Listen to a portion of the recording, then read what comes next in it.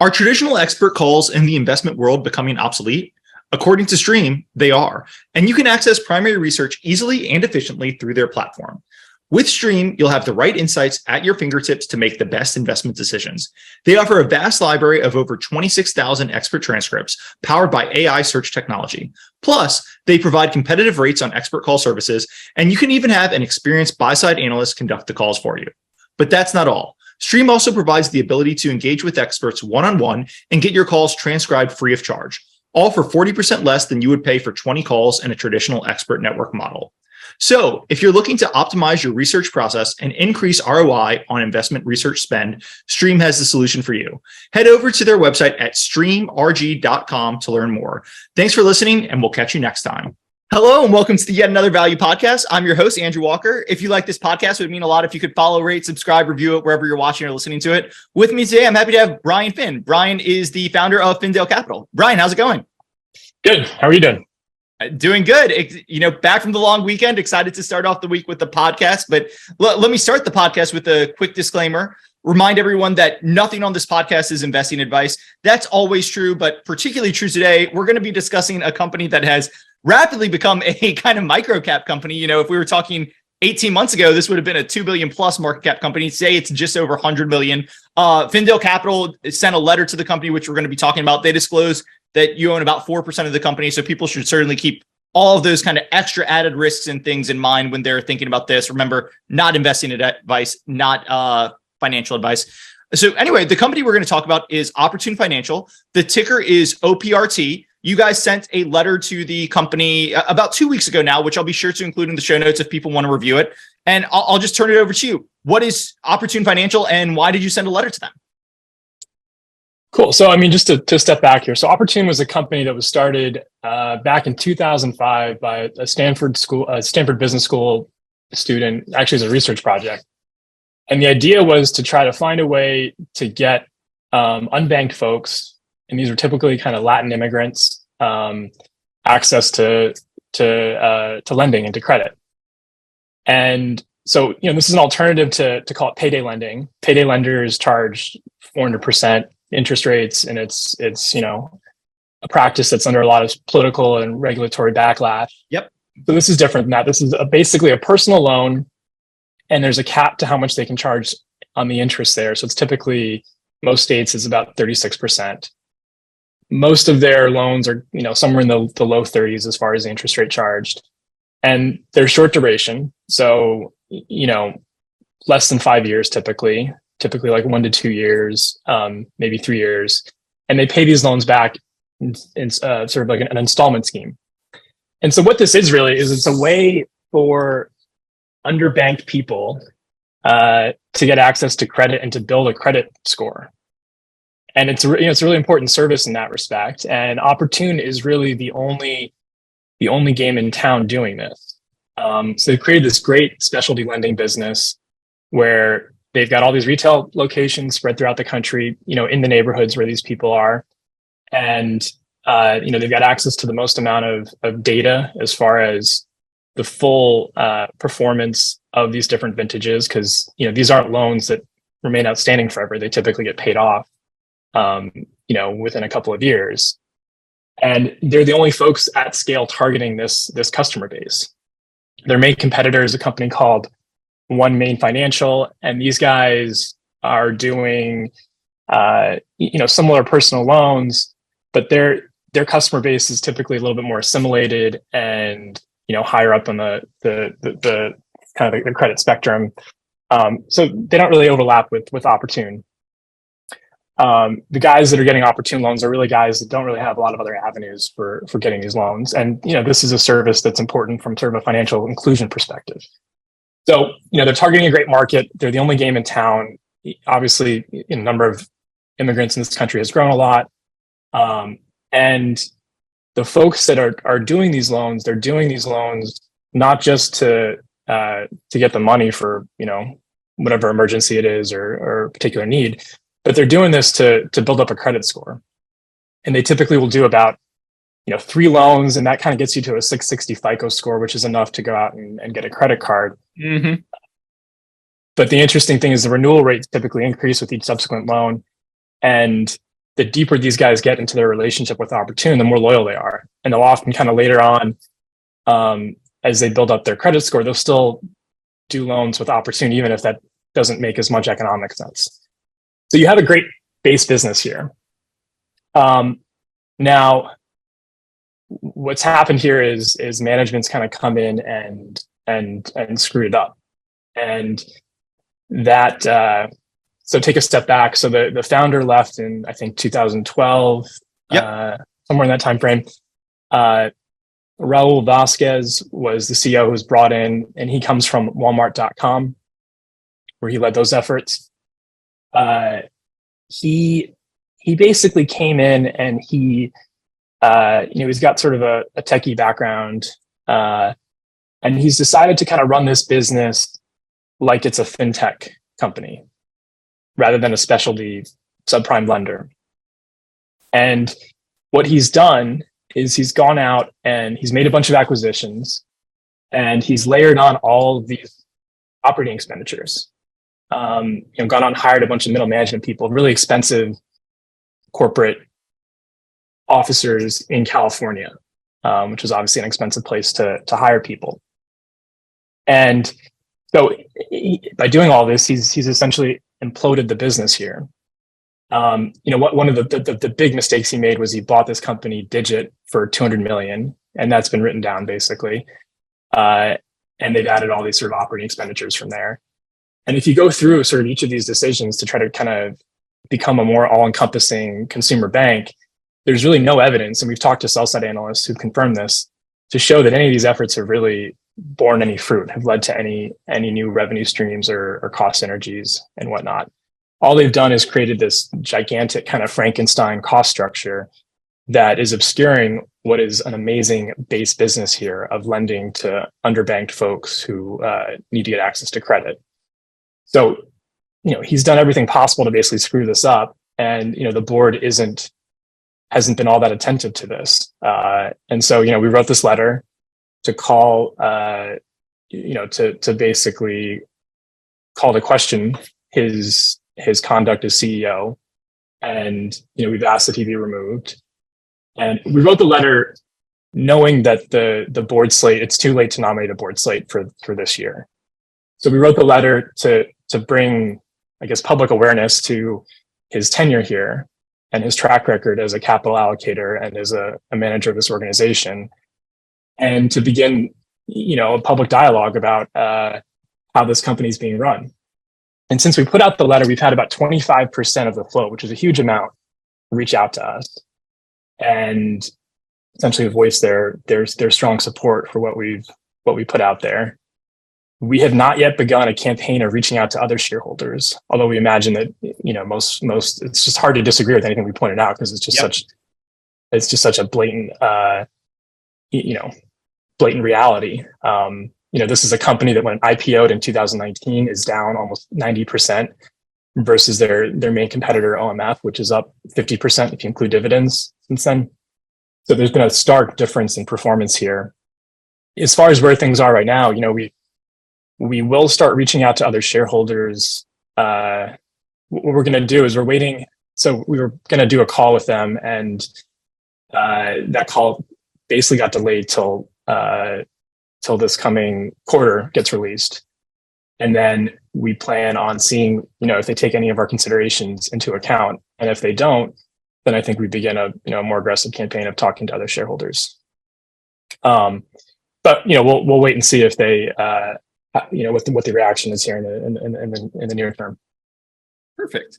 So let's dive into some of those points, because as you said, I can't imagine anyone reading this letter and reading the letter you sent and looking at the results and everything and finding really anything to criticize in it or anything. But I guess you mentioned the board. What is the board kind of doing here, right? Because I see a stock that's down, call it 85%. We can discuss the funding and everything, but I look at the Q4 call, I look at the results, I look at how long it took them to start cutting costs, the results of that acquisition. And what is the board doing that they're letting management go on this crazy spree? It seems crazy that they're taking so long to make changes here. Yeah, no, it's not clear what the incentive structure is for these board members to just keep this going, and that's why there needs to be some pressure applied here. Yep. You've got two board members who've been there for a long time. Dave Strom, who comes from Greylock Partners, and Carl Vascarella, who's the lead director. I don't know where those guys are. I mean, Dave has clearly lost a lot of money on this investment, but I mean, my guess, if I had to guess, is that this is part of some vintage within his VC fund that has already done probably pretty well on other investments, and this is just some remaining piece that is floundering. But what does he care? It's not clear where the board is sitting on all of this. We have yet to obviously have a dialogue with them. It's not clear how captured they are by Raul Vasquez. Raul, from what we can gather, he's sort of well liked by certain people in the industry, but he's not. He's one of these guys who's great at sort of getting public PR done. He appears to be good at sort of the political games here because he's been able to last in this seat while delivering just completely disastrous results. But he's one of these guys who, you search him, there's like 50 magazine articles talking about what a great executive leader he is. So he's really, really good at PR. And he gets all these, diversity, equity, and inclusion awards and, that kind of a thing. But he obviously, the track record speaks for itself. The hugely bloated cost structure, the disastrous acquisitions that he's done, and the stock price. And you've got a lot of shareholders who are upset. So let's talk about the business and a little bit of upside, and then we can come back to some of the comments you made in the remarks. So I guess the first thing, you said, hey, this is a pretty good business, lending subprime to people without credit scores. Like, it's not a huge niche, but I think a lot of people would look at that and say, hey, you're lending to people without credit scores. Like, lending is kind of a commodity business. I do think that can be a decent business because there are some returns to scale. Again, there aren't going to be a lot of people there. You're competing against like kind of payday loans, but can you just break down the business a little further? Like, what makes it such a good business to do this? Yeah, look, this is a great business because they've got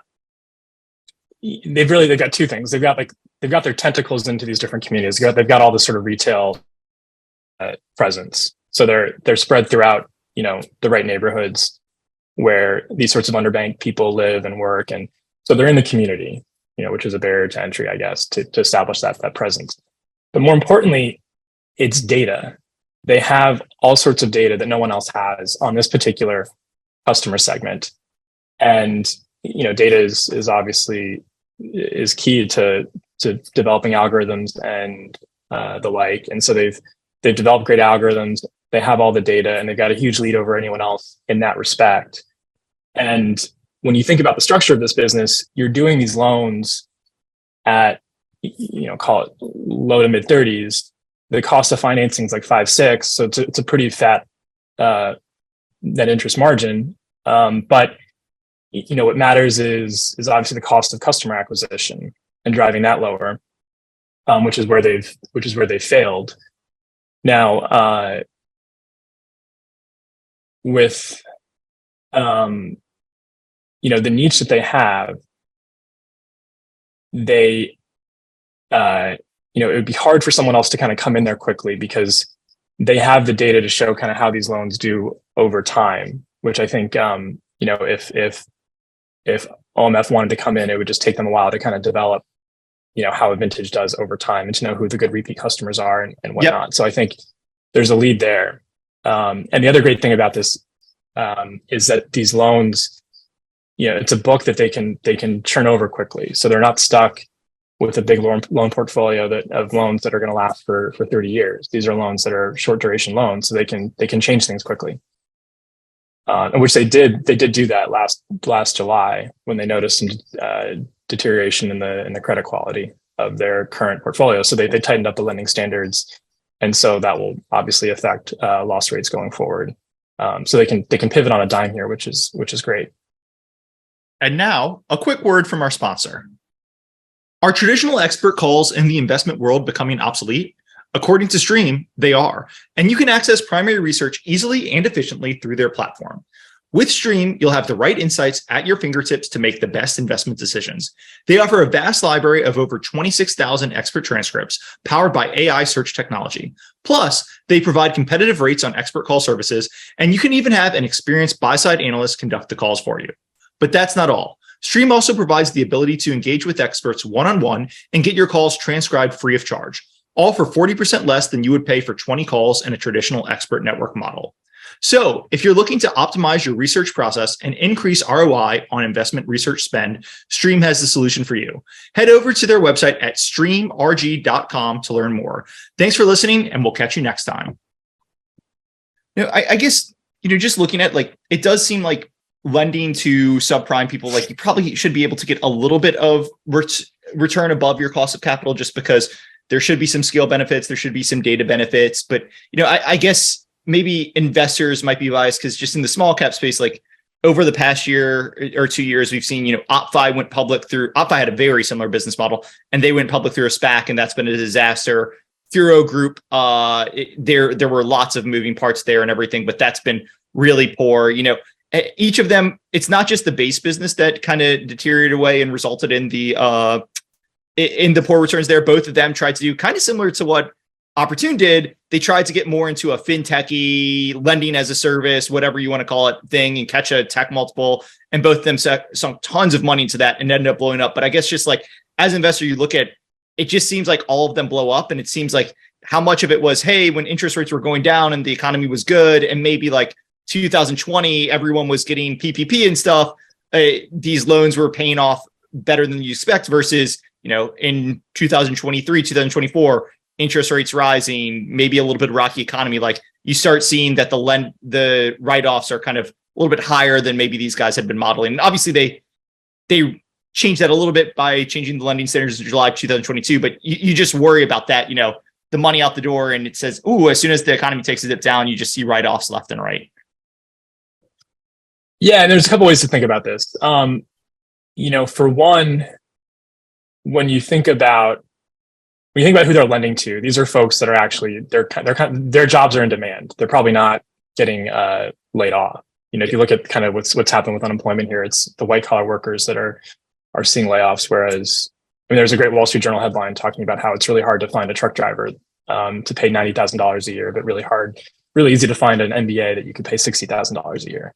So you're not going to see their unemployment rate, or at least right now, isn't spiking. You're still seeing strong growth and demand for these types of jobs. Inflation obviously caused some issues with their losses, which went up from, call it 7%-ish to 10%. But they're forecasting, at least right now, to see those loss rates come back down as they've changed out the credit quality since July of last year. And so most of the loan portfolio, by the second half of this year, will be sort of the post July of last year lending standards. So they've tightened up the credit quality. I think the folks they lend to are in a better position from an employment perspective. And inflation, the thing that kind of throws all these variables out the window, has at least come down a little bit. Inflation obviously hits poorer people more than it hits wealthier people, but oil prices are, in a more stable trading range than where they were, last year around this time. And some of the other metrics have come down as well. So I definitely, the macro is something to consider and worry about here.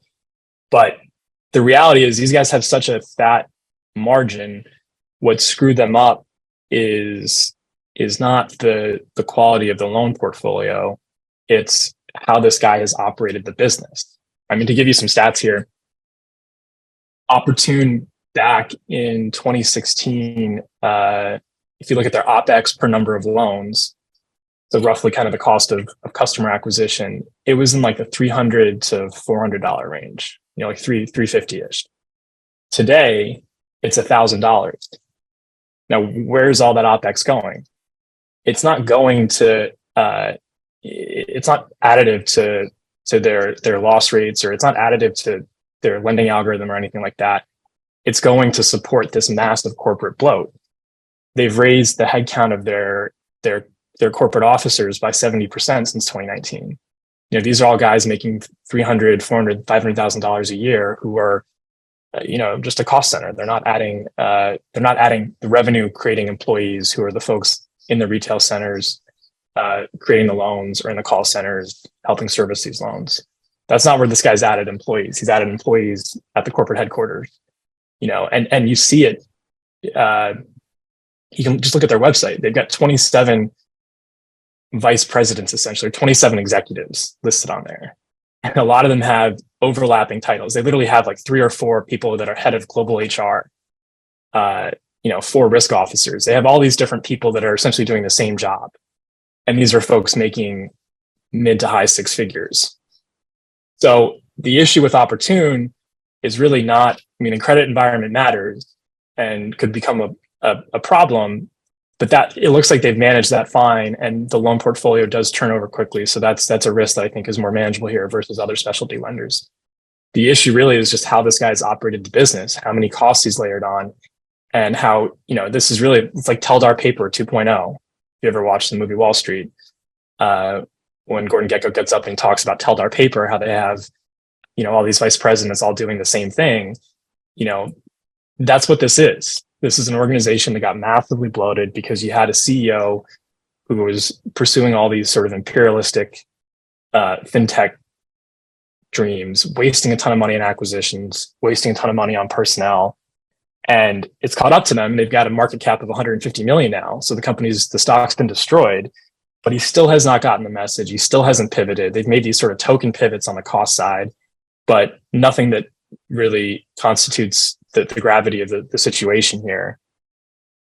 This letter is a wake-up call to him that he has to pivot and he has to change. Yep. If you look at their competitor, OneMain's done fine over the last since 2019. If you comp them on a stock performance basis, OneMain has not added a bunch of employees. They've actually their employee headcount's gone down from 10,000 to 9,000. Their cost per loan has stayed flat, so they're getting operating leverage every year as they grow the business. So OneMain, it's managed. Apollo's on the board. It's managed, soundly. These guys have been managed disastrously, and that's why they are where they are. And it really falls on, at the end of the day, it falls on the CEO. It falls on Raul Vasquez, who is great at, getting accolades and managing his PR and probably managing the internal politics of this company, but has been a complete and utter disaster for shareholders. And the shareholders are waking up to this and they're upset, and they need to see either him be removed or they need to see a massive cost initiative here to address these issues.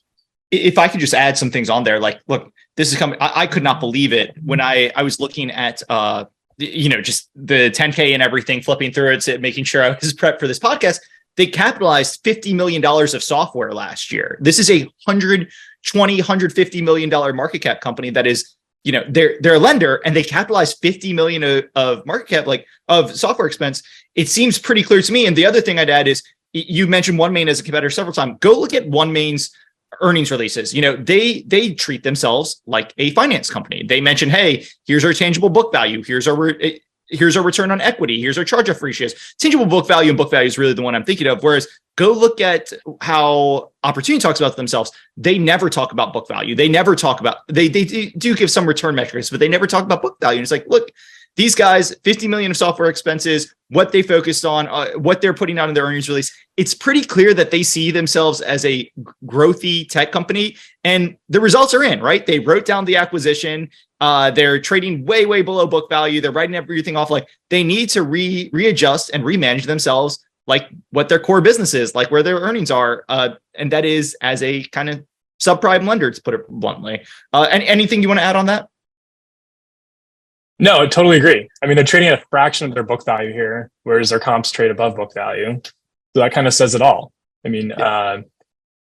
Let's build off book value, and let's just quickly talk, not pieing this guy upside, but how do you look at valuing the company? Because my first takes were, hey, let's look at tangible book value. As we discussed, they're trading below that. I'll let you calculate that, or I can throw some numbers out. Or the other way to look at this, and I don't look at tons of sell side research, but this is a pretty well covered company. You can go find it. Most sell side says, hey, here's 2024 earnings. So that probably like a 5 times multiple on it, which makes sense for what should be a low growthy subprime business in my opinion, but both of those would get to a number higher. You mentioned something similar in your letter, so I'll just kind of toss it over to you. How do you think about valuing this company if they do what's right here? Look, I think you can go through their 10Ks and sort of see where they've added cost over the last couple of years. And it's been an area, sort of these cost centers that aren't increasing revenue to any discernible degree that we can see. We think they could easily take out an additional, 150 million in OpEx here. There's different ways to slice and dice, their overhead here. You could look at it OpEx per loan originated, OpEx per total originations, OpEx, per total loan value. There's different ways to do it. It's every single metric. It's clearly kind of gotten out of whack. If they were to go back to their operating expenditures in, 3 or 4 years ago as a percentage of any one of those metrics, that again is, 150 to $200 million less OpEx in 2024 than what they're kind of currently projected to do. But look, this is a company with, someone on the order of 35 million shares outstanding. You cut one expensive middle management guy, that's called $1 million. That's that's 3 cents a share, something to that effect. So, the simplest thing they can do here is to go out and cut overhead and stop these different fintech initiatives. If they got back to any of the OpEx ratios from 20, even close to 20, what they were doing in 2019, we have them doing more than $3 a share in earnings, like $3-4 a share in earnings in 2024, even with kind of an elevated loss ratio and whatnot.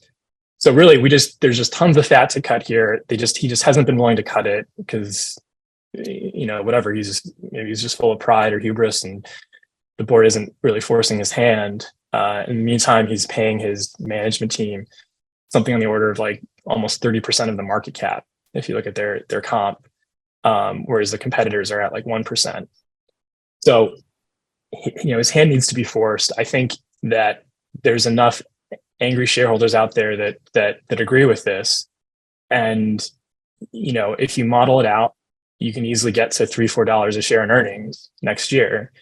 And that, sure, five times that, it's probably reasonable. In the long run, though, if you got a management team in place here that really focused on cost of acquisition, per loan, and really got down to the numbers that they were at, 5-6 years ago, then I think, you'd look at the sky's the limit here. This should be a multi-billion-dollar company because they're in a great market. It's an important service that they're providing, and they have an amazing sort of data advantage over everyone else, having been in this sector for longer and serviced, way more loans to this particular customer segment than any other competitor.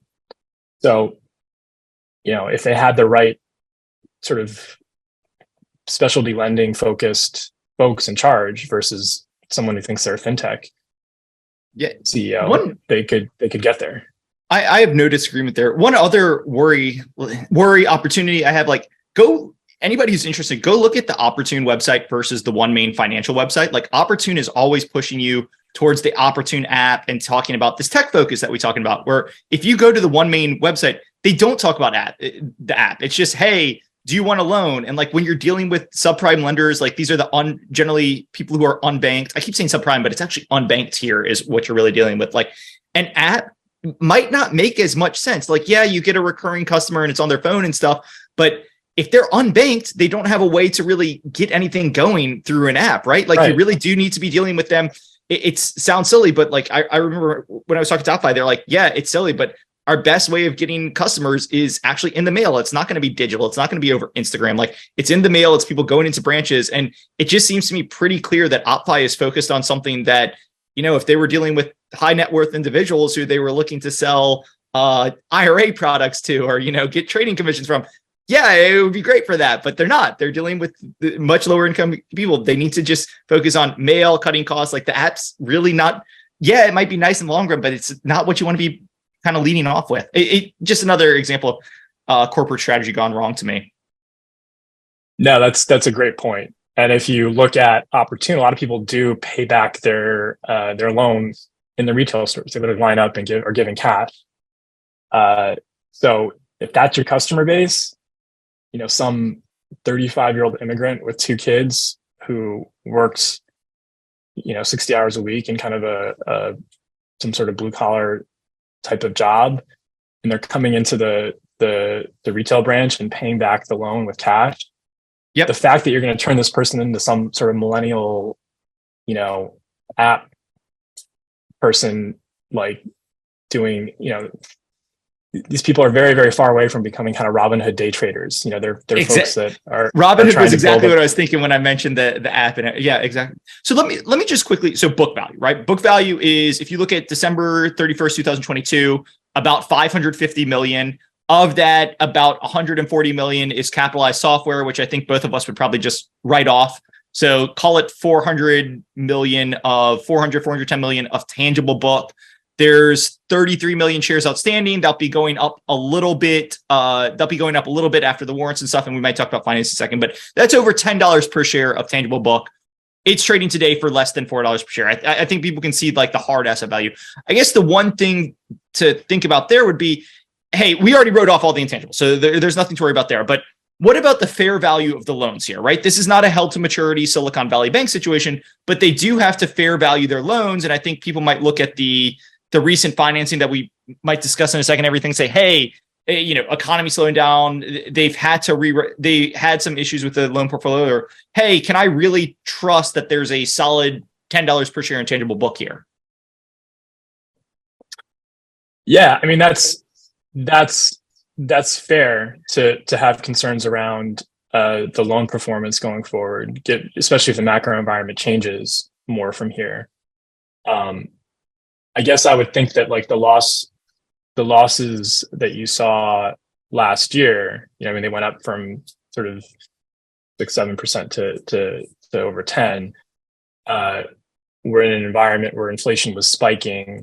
So as inflation comes down here, while it's still maybe at elevated levels, I guess the question is, how do these loan cohorts do? And that, in speaking to some of the sell side analysts, they had questions around that. So I don't, it's kind of all the more reason for them to focus on cutting costs and controlling the expenses they can control here. Because if the credit environment takes a much more dramatically worse turn, then perhaps the loan performance that they thought they were going to have, as far as the loss ratios, just gets worse. But for now, they're forecasting a decline in losses and sort of more normalization of their loss ratios. The other thing I worry about, so you don't have to follow along, but page 51 of their 10K has how they kind of fair value their loans, and they've got they've got the discount rate at 11.5% of their loans, and this will bleed nicely into the refinancing and everything they just did. But they just refied their credit agreement to LIBOR plus 9%, and they had to issue about 10% of the company in penny warrants to get this thing done. And I look at that refinance and say, hey, their cost of capital seems a heck of a lot higher than 11.5% right now. Like, that seems like a pretty distressed financing, where, hey, it's either signaling distressed financing or cost. I'm not sure, but 11.5%, it's actually 11.48%, but it seems a little too low versus kind of what I'm seeing in their financing, if that makes sense.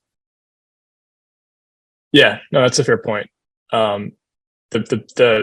Their cost of financing is going to, essentially the bottom line, you're going to get more dilution here as a shareholder, unless they get religion on cost here. Which is all the more reason to cut the costs aggressively right now and get so that you don't have to do this refinancing, so that the cash flow pours in and you can kind of finance yourself. Yeah, that's the cheapest form of capital, is to just cut your cost. Perfect. So let's talk. The recent refinancing is. I just kind of want to harp on the Q4 call, because I think for somebody sending a letter, if you're a shareholder who's interested, or you're just interested in this situation, I'd go listen to Q4 call. And if you listen to it, this is my words, not yours, but I'd kind of be like, hey, if somebody didn't send a letter to the company, I would wonder what the heck is going on. They talk about the banking acquisition they did in late 2021, where they're saying, hey, we're just starting to see the synergies come in here after we basically wrote off all the goodwill. I don't believe there'll ever be synergies.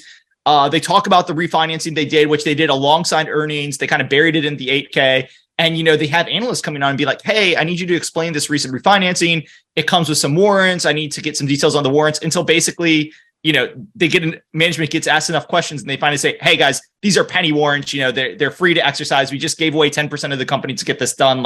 If I was listening to this, I would have been just terribly, terribly concerned as a shareholder. So I'm going to let you comment on, I kind of rambled on that a little bit, but I want to let you comment on anything in the Q4 results. They talk about the July restructuring where they said, hey, we tightened the credit box there. Guess what? They probably should have done it a lot earlier. They did say they're cutting some costs, but I don't think it's enough. So just anything that happened there, I kind of wanted to give you a chance to address. Yeah, no, I think the point is you need to see a big pivot here. I give them some credit for tightening the credit box, in July, but to your point, they should have done that earlier. And if you look at OMF wasn't as aggressive with their lending growth during the last 2 years, and so they haven't had to pivot as strong as much as Oportun is. Oportun just over and over again is trying to kind of grow unnecessarily in ways that aren't accretive for shareholders, and just is just constantly getting whacked for doing so. But yeah, on the cost side, they've made these sort of token gestures to decrease costs by I can't remember the amount, but I had it in my letter, but not nearly what they could do and what they should do. They did 50 million, and I think in your letter, if I remember I think you called for over 150 million, but it could be more than that. Yeah, let me just pull up the letter. Yeah, because they're at 550, and you said bring it back to 381, so about 150. Yeah. So yeah, this is a management team that still thinks that they've got all these avenues for growth in the fintech space. It's still saying, hey, wait and see. They talk about the digit acquisition in generalities. They don't point out to anything specific about what's happened there, any revenue synergies or cost synergies. So they're talking about these things kind of in generalities and saying, hey, you should just wait, and we're going to grow a ton in the future via these different initiatives. But to your point, none of these make sense none of these seem synergistic to their base business here and the type of customers that they have. These are, I guess, Silicon Valley people thinking that they understand a community that they apparently don't seem to understand, because they're providing them with products that this community doesn't want or need, rather than focusing on the product that they're good at and have grown a real base business around. And if they go back to focusing on that product and cutting out some of these costs here, they've got a huge advantage there from a retail location perspective, from loan data, and just a lot of customers that are already recurring. So you could just cut all those costs and have a great base business here that spits off a lot of earnings, even in a more distressed credit environment, where loss rates go up to stay at an elevated level. They, just on the products, I just had their 10K. It was open behind this, and I just saw underneath it. They mentioned the digit deal, and they talk about, hey, we're selling our customers low cost ETFs and tax advantaged IRAs. Hey, your core business is lending to the unbanked. It's the alternative to them getting payday loans to cover short-term needs. These guys do not want tax advantage. Everybody wants tax advantage IRAs and low-cost ETFs, but that is not what they're looking for. They're coming to you to cover a life emergency, to cover something for short-term cap. It's just crazy that you would think there's synergies between those two products. It's just absolutely wild. So let's talk next steps. You sent the letter a couple of weeks ago. You mentioned that the company and you are probably going to talk on the heels of their Q1 earnings, which will be out in the next few weeks. It's two, nomination windows closed. There's not going to be a proxy fight here. Company is only 120 million, so proxy fights at that level are a little crazy. But we need to stop. I need to stop mentioning proxy fight actually. But what's kind of the next steps here, right? You'll talk to them in a few weeks. What are you looking for? What are the tangible next steps that people who might be interested in this or following along should kind of be looking for here? Yeah, look, let's. Was it Bessemer Capital wrote Meta letters saying, hey, look, you guys got to stop pivoting to this metaverse thing and cut costs. And Zuckerberg, who's obviously a great entrepreneur who actually built, a multi-billion-dollar business. To his credit, he got the letter and he pivoted. They started cutting costs and doing some of the things that Bessemer asked. Raul's not Mark Zuckerberg. I hope that he has the humility to do what Zuckerberg did and to recognize here that if he doesn't do it, shareholders in the end will have their voices heard and he won't have a job. He either won't have a job because he'll get fired, or he won't have a job because the company won't be a going concern. So he will lose his job no matter what if he continues to do what he's doing. Hopefully he has the humility to realize he's got to pivot here and announce some sort of strategic cost review and go out there and say, hey, look, we can take out 150 million, or pick your number in operating expenditures, and go out and make those cuts. I think that's the only thing that he can do in the next 2 months without the pressure from myself and from other shareholders just ratcheting up. I mean, the pressure isn't going to stop after the letter. Now, to your point, the board nomination deadline has passed, so there's nothing to do for now in that respect. But that doesn't mean that down the line there won't be other, moves in that respect that can be made. But I imagine that, other shareholders could write letters. This will just turn into more of a public relations nightmare for him and for his board, because it's like the first shot was fired, and now more people are going to look to shoot their shot at him and at his managing style and at his approach to capital allocation. So he's got to do something here. I think if he just has another quarter and talks about his different fintech initiatives, it's just going to be a much broader mutiny. I'm not original or brilliant for pointing any of this out. I was just the first one to do it. And there's a lot of other people who feel exactly the same way, who will, I think, come forward and write letters and, start a campaign here to pressure these guys to pivot. And now, a quick word from our sponsor. Are traditional expert calls in the investment world becoming obsolete? According to Stream, they are, and you can access primary research easily and efficiently through their platform. With Stream, you'll have the right insights at your fingertips to make the best investment decisions. They offer a vast library of over 26,000 expert transcripts powered by AI search technology. Plus, they provide competitive rates on expert call services, and you can even have an experienced buy-side analyst conduct the calls for you. But that's not all. Stream also provides the ability to engage with experts one-on-one and get your calls transcribed free of charge, all for 40% less than you would pay for 20 calls in a traditional expert network model. So if you're looking to optimize your research process and increase ROI on investment research spend, Stream has the solution for you. Head over to their website at streamrg.com to learn more. Thanks for listening, and we'll catch you next time. I think people a lot of time get hung up on, hey, is this guy is he always going activist on something? Is he a first-time activist? That I think you can speak to your history or lack thereof with activism, but to me, it's just like, hey, does what the person's saying in this letter make sense? It's like, here's a guy who owns 4% of the company. Like, everything he's saying makes sense. The management team, they've, again, share price down 85-90% over the past 18 months. They just had to issue penny warrants for 10% of the company to get financing done at 10% plus all-in interest rates, excluding the penny warrants. Like, they've run this company to the ground. And to me, it seems like, as you said, the 50 million cost cuts are a nice first step. But it's so clear to me, you cannot invest 50 million into capitalizing software anymore.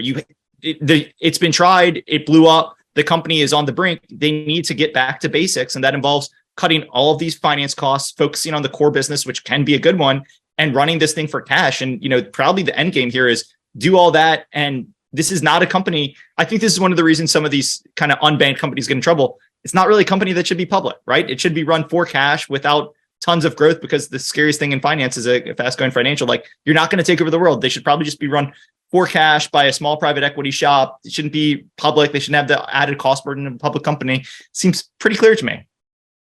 Yeah, no, I mean, this is a company that should be owned by private equity. That's probably the bottom line.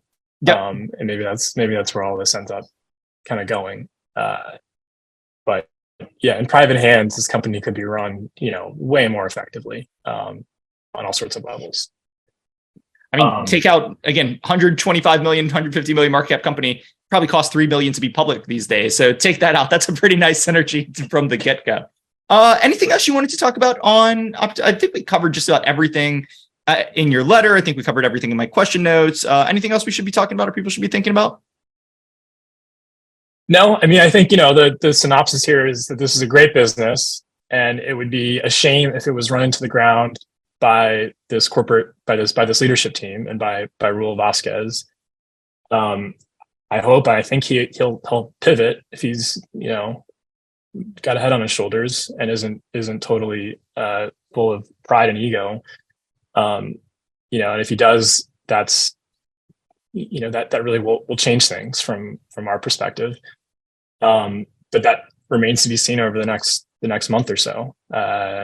So we'll probably know a lot more after this quarter, and that's where we'll probably make our next decision about how to engage. Perfect. Well, look, I'm going to include a link to the letter that you guys sent. Again, anybody who's interested in the situation can go read that letter, get a little bit more familiar with the company.